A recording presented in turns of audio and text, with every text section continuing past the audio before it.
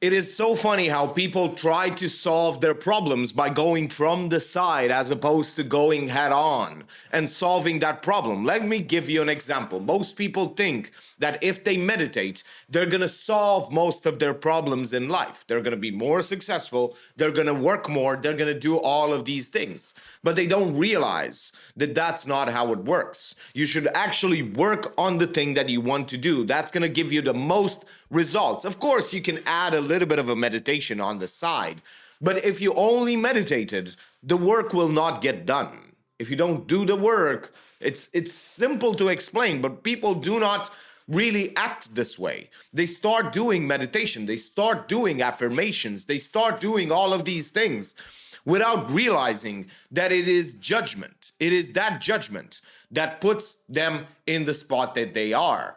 It is the resistance that they feel because of the judgment that they have. They think that they should be so much better at that because they meditate, because they do yoga, because they do affirmations, or just because they're entitled.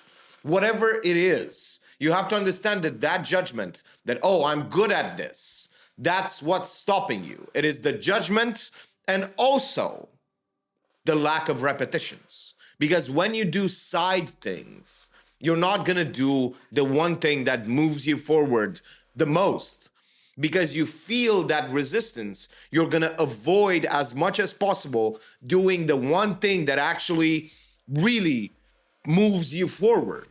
You have to understand that that is a practice, and you can go so fast in so few repetitions if you just go head on to your problems and just approach them straight up, square up, and just approach them like that, because it's the best way possible. You're teaching your brain that you can succeed, and you're teaching your brain that you can survive failure.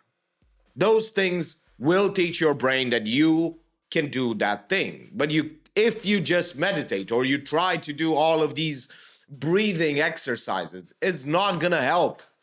It is doing the thing that actually helps you. And that judgment that you feel whenever you think that you are on a high and you think that things are easy and things have become easier. No, you just became better. It is not the things that became easier. Things always remain the same. It is the same activity. You feel the same emotions, but you don't register them, or you don't give them power, or you just are not willing to listen to them. But they're always there. They're always going to be there. So do this exercise. I know it's a side thing, but do this exercise thinking that the thing that you will be doing will never get easier. That will remove all of the judgment. That will remove, it's actually going to get worse. So use that negative self-talk. It is negative, of course, but you have to realize that that's what it takes. It takes actual perspective on the fact that it's not going to get easier to actually be able to see the smallest progress. Because the first time that you build something, you went up and up and up, not because you were not failing. It was because you did not know what success was. So you would celebrate every single step that you took. And that's what you should do. Whatever you do, no matter what, applaud it. Be, yes, I did it.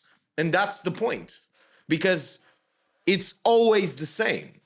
The things remain the same. They're always as hard. You have to understand, even when you're going to the gym, you might see that the weights get lighter. You might feel like everything that was 3 months ago so heavy, now it's doable or even easy. But you have to understand that the weights never get lighter. They remain the same. You have to understand that the only thing that changes is you. And when you get back to the gym after 3 months or 6 months or after a year of pause, you're going to have a worse time than you had the first time, because you will pick up instinctually heavier loads. You will try to do more faster. And you don't understand that you have to ease into it, but not with baby steps, with more repetitions, with lighter weights. You have to do more drills, more repetitions with lighter weights so that you make your body feel and know and remember everything that you know about that thing. Because it takes a while until your mind, your body, your emotions get accustomed to the new behavior, get accustomed to the old behavior back. You have to understand that that's what it takes. And you have to move forward, straight ahead into your problem, and really do more repetitions. Of course, don't try to overdo it. It is smaller repetitions that build success, and you can celebrate. Oh, I did 30 repetitions of this today, so of course I'm going to be better tomorrow. But you see, most people try to do 1 repetitions every 2 days or whatever it is their strategy. That doesn't get them fast results. You have to really face your problem head on, as opposed to sideways, as opposed to trying to do all of these things, trying to make your space conducive to work, trying to put yourself into a certain state before you do the work. No, just do the work. That's the point. It's so simple, and yet so many people just try to sidestep it from the side because the thing that they face feels like it has so much resistance. But the more you face that resistance, the more you go ahead and do that thing, the more you realize that the only thing that builds resistance is judgment. Judgment of failure, judgment of success, judgment of how good you are at that work. Judgment is the killer of all momentum, productivity, everything. Just judgment. And you see, it is not only negative judgment, it is also positive judgment. When you say, I'm good at this, that's judgment. And that will stop you, because when you stop being good, you're going to judge yourself negatively because of the positive judgment, because you think you are good at that. No, we are always bad at stuff. We are always awful. We always learn hard. We always have to put in more effort than everybody else. That's the mentality that actually gets you results. You go and approach your problems head on, and you always fail. Just pretend like you always fail. Pretend as if it's going to be that hard forever, and you're going to win. You're going to start to see the ways that you can actually improve by doing that thing. Accept that you will fail. Accept that that's going to be the result.